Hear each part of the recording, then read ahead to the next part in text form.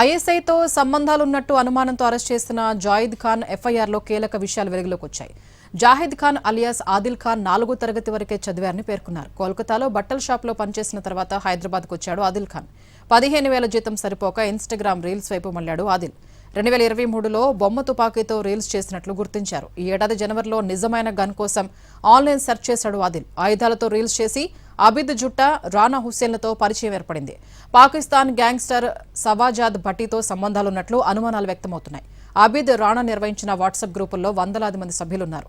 ఒక గ్రూపులో 833 మంది, మరో గ్రూపులో 276 మంది సభ్యులున్నట్లు పోలీసులు గుర్తించారు. తనకు గన్ కావాలని జాయిద్ ఖాన్ అబిద్, రానాల్ని సంప్రదించాడు.